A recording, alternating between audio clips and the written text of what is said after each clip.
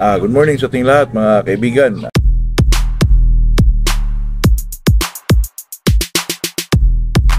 Dito na naman tayo sa ating usapang magmamanok po. Ay kanina ay nagsimba tayo mga kaibigan. Alam nyo na, kailangan natin ng guidance po.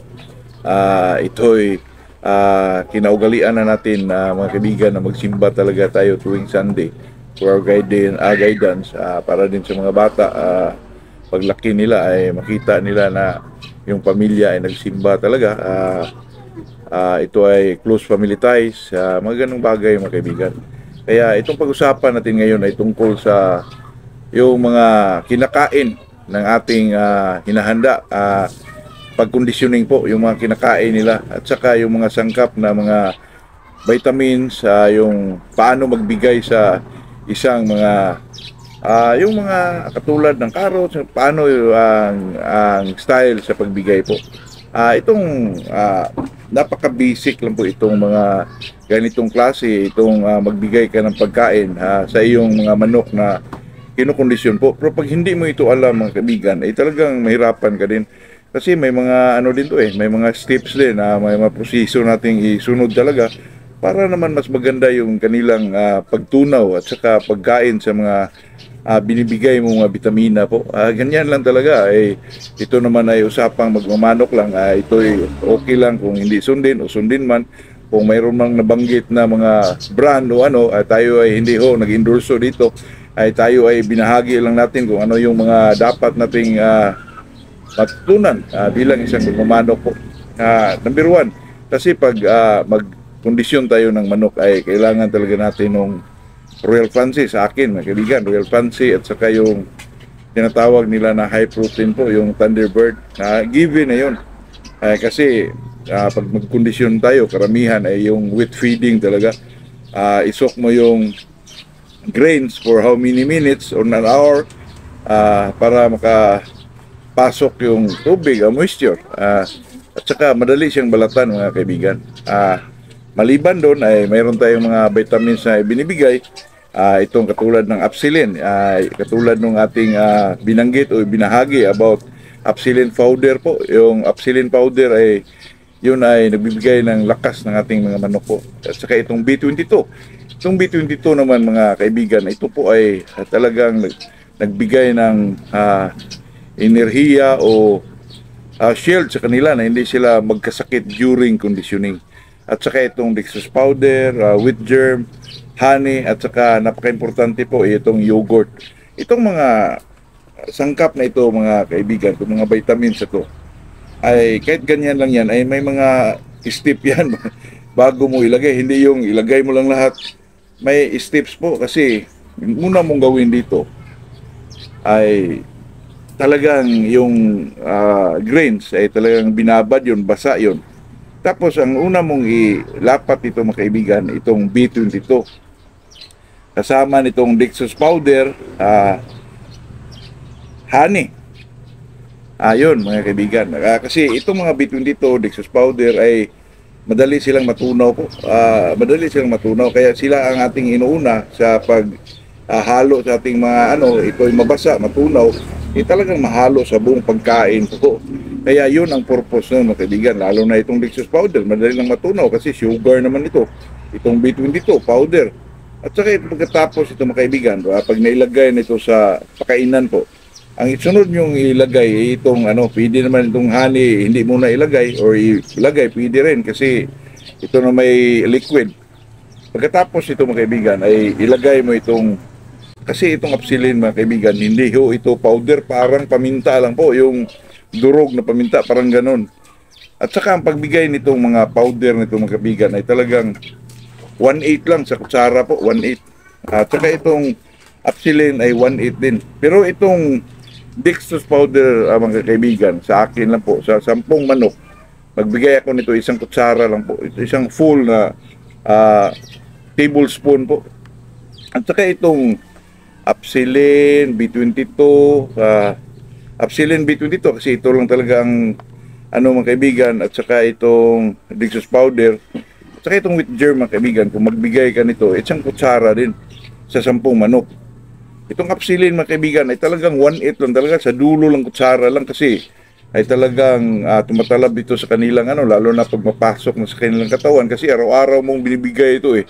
Pero may ano din to na ito sa umaga lang, ito sa hapon lang, lalo na pag magbigay ka rin itong mga egg white, carrots, meat, mga ganon. Ito naman kaibigan. Pagkatapos nitong mga powder, iuna mo to para matunaw sila. Tapos lagyan mo ng honey and then apsilin, kasi itong apsilin mga kaibigan, medyo ipa-late mo siya ng lagay kasi ito naman ay hindi ito parang durog na paminta. Ilagay mo doon sa dulo ng doon sa ibabaw ng nalagay mo na sa kainan yung pagkain, doon sa ibabaw po. Tsaka lagyan mo ng yogurt. Yung yogurt naman mga kaibigan, sa isang manok ay isang teaspoon po, isang teaspoon po. Nako mga kaibigan, ang manok pag makano ng yogurt, at talagang suyupin nila yung yogurt. Siguro nasarapan sila doon mga kaibigan, kaya ganun. At saka itong pagkatapos ng yogurt, lagay mo itong meat, carrots, egg white, tomato. Paano natin gawin? Ito naman ay pares-pares po. Magbigay ka ng Monday, example po, itong meat at saka carrots, kasi itong carrots naman ay itong tinatawag nilang carotene po, pampaganda ng paningin o silaw sa mata nila. Ito namang egg white ay katulad din ng meat na high protein din, pero ang egg white, ang pares nito ay tomato for the lycopene mga kaibigan. Maganda siguro ang daloy ng dugo sa heart, kasi itong nalaman kung mga kaibigan, lycopene sa mata din, at saka sa talagang sharp ang manok natin pag sila ang makakain ng ganitong pagkain po during conditioning. Kaya itong mga ganito mga kaibigan, kung na-explain ko about sa powder po, mga powder, unahin natin yung powder para matunaw sila, tapos honey, apsilin sa dulo, sa ibabaw ng pagkain, saka yogurt yung sa katapusan. Tapos lagyan mo ng sa umaga, lagyan mo ng meat. Ang meat nito mga kaibigan, ganito lang kalaki ang yung cubes nila po, ganito lang kalaki. Saka magbigay ka lang ng dalawang ganito mga kaibigan ng meat ng dati mga kaibigan, nagbigay po ako nito beef. Pero ang beef kasi mga kaibigan, sa explanation ko dyan, medyo magsibo to, baka magsibo sa ilalim ng alam mo na, sa ilalim ng digestive system sa ating mga manok ay basa yan, baka magsibo doon sa ilalim mga kaibigan, baka magka-problema lang tayo niyan. Kaya naisipan ko na na lang po, yung pork sa baboy na lang po. Mag-slice lang kayo ng ganitong kalaki po, dalawa lang. Lagay nyo, at saka carrots, tatlong ganito. Pares yan mga kaibigan, itong meat saka carrots. Sabay mo na dito sa mga nahalo mo po. Tapos sa Tuesday naman mga kaibigan, kasi alternate ito ngayon, sa hapon ito. Bukas, egg white naman at saka tomato po. Yun ang mga kaibigan. Egg white, high protein din yun. Tomato for the lycopene. Maganda to mga kaibigan. Talaga namang napaka pag ito'y makain nila at saka ma-absorb sa katawan nila, napakaganda siguro ng daloy ng kanilang mga dugo po. Makita mo talaga yung mga lagitik na palo mga kaibigan. Kaya itong ganito, sa akin mga kaibigan, kung ako'y magkondisyon, talagang hindi na po ako magbigay ng anumang matablita, kasi napakaano na nito mga kaibigan, kasi mag-inject ka pa, nandun na lahat yung vitamins sa injectable na vitamins po, mayroong iron, may yung tinatawag nilang B12, ang dami na po, kaya baka masubrahan ang manok natin. Napakaganda na po nito, yung meat sa carrots, doon na magkuha ng about sa protein, egg white, tomato, meat, carrots, parang parisan sila po. Yun lang, Monday, Tuesday, Wednesday, Thursday. Pero pagdating mo ikaw po ay magbigay na kayo ng carbo loading. Carbo loading means magsaksak kayo ng carbohydrate sa katawan po. Para naman ito ay matunaw, magiging energy to sa kanila, ay talagang malakas po sila lalo po. O depende lang sa inyo to mga kaibigan. Itigil niya itong pagkain na to sa lahat ng mga halo ito.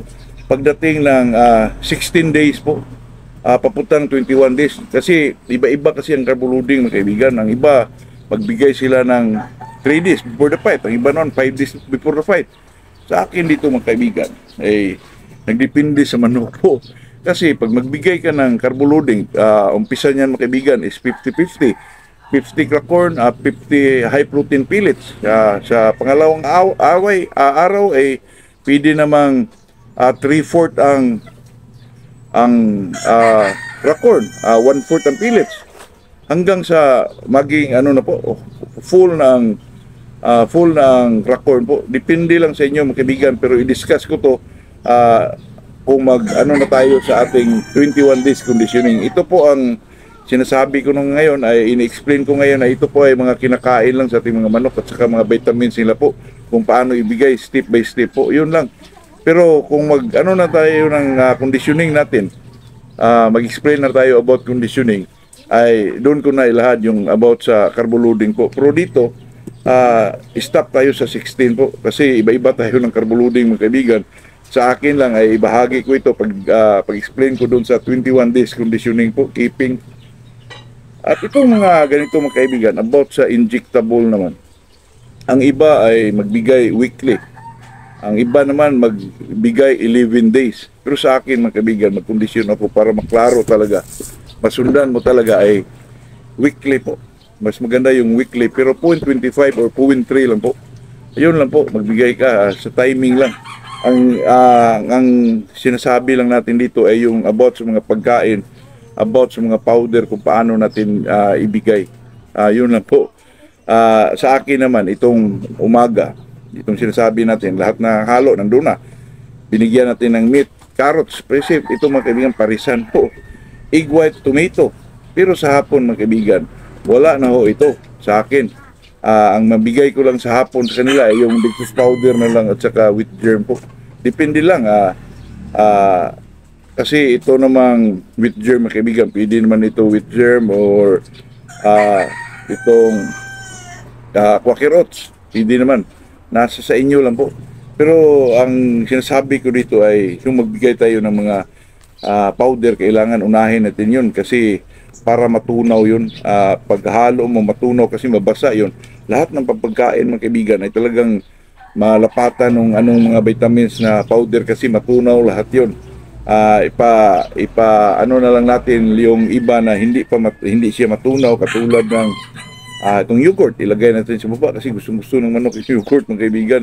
At saka ito ring na itong sinasabi natin na about kung bakit natin itong carrots ay talagang umaga natin sila ibigay. Talagang maganda yun mga kaibigan kasi talagang ma-absorb po sa kanilang katawan, lalo na itong meat. Itong meat naman mga kaibigan, pagbigay mo dito ay talagang i-boil mo ito. Magpa-boil ka ng water tapos ilagay mo doon na sa meat ba o nyo, kahit na lang, yung spoon lang, ilagay nyo doon for 5 minutes ba or 2 minutes, basta kay mano lang siya sa boiled water po. Parang half cook mga kaibigan. Naku, kahit isang ganito lang mga kaibigan, makakain ng manok nito. Talaga maganda everyday mo maibigay hanggang 16 days. Talagang napakaganda po. Kasi naman itong mga vitamins ito mga kaibigan, sa akin po ay talagang hindi na ako magbigay ng mga tablet capsule kasi yung iba yung tinatawag nilang yung anti-stress sa manok pagkatapos ng exercise. Pero sa nakita ko dito mga kaibigan, napakarami na pong naibigay nating vitamins ito. Kailangan to rest lang siguro. Yun lang masabi natin sa mga pagkain, halo nito. At saka nung mga parisan ng katulad ng meat, carrots, yung mga high protein po, at saka itong napakagandang veggies na nagbigay rin ng lakas sa kanila po. Yun lang. Good morning sa ating lahat po.